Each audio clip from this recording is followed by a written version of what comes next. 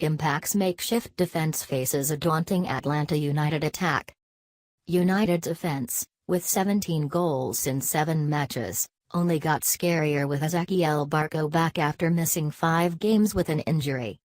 The first priority for the Montreal Impact when they face Atlanta United on Saturday is to avoid having anyone sent off.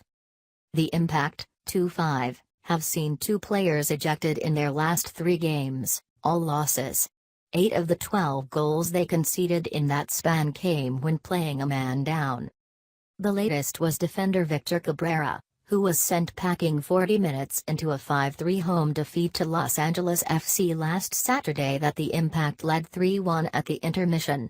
It came 2 weeks after midfielder Saffer Tater saw the red card 15 minutes into a 4-0 loss at New England.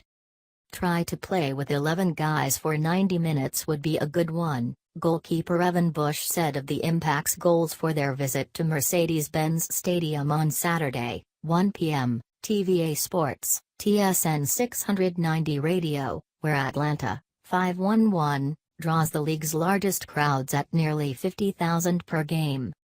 Especially against teams like Atlanta or LA or New York.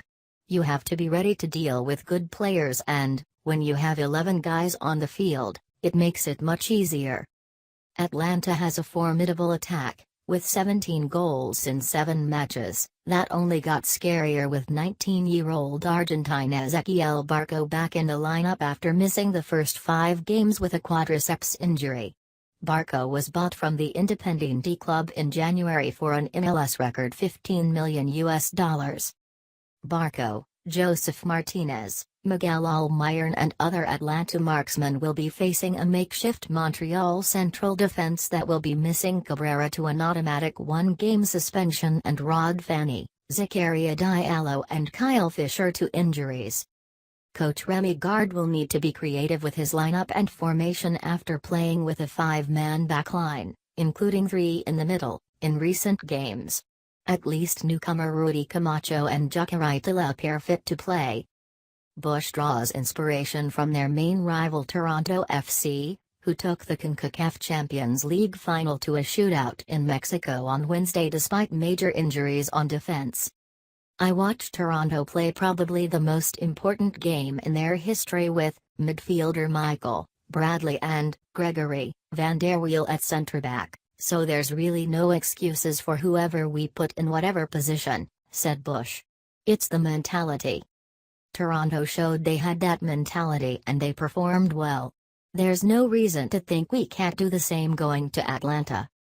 Even with 11 on the field, the Impact defense has struggled. Gard said it's hard for a backline to gel when its personnel change from week to week. They have also given their opponents 5 chances from the penalty spot. Bush made a team record 14 saves against LAFC, including 1 on a penalty. Teams put us on our heels a bit too much, he said.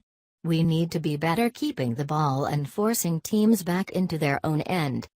2 PKs at home in the last game is not what you want to see. Playing with 11 guys helps that. The Impact attack has managed only 9 goals so far, but at least star midfielder Ignacio Piatti looks in top form after posting his first MLS hat-trick last week. The offense is also a work in progress with striker Mateo Mancuso injured and newcomers Json Vargas and Alejandro Silva adjusting to a new team.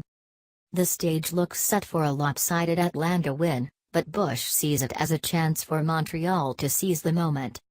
It's exciting to play in a place like Atlanta, he said. So many fans, good team. Sometimes when you go to play in Columbus in the middle of the summer or New England when there's 4,000 people in the stands, it's hard to motivate yourself the same way as it is to accept the challenge of going to Atlanta or Toronto, Seattle or Portland or whatever. I embrace the challenge. I try to get a lot of the new guys to embrace that challenge, too. To go in without having any fear of the game or the surroundings or conditions. The moments in your career that you're going to remember are games like this in stadiums like this.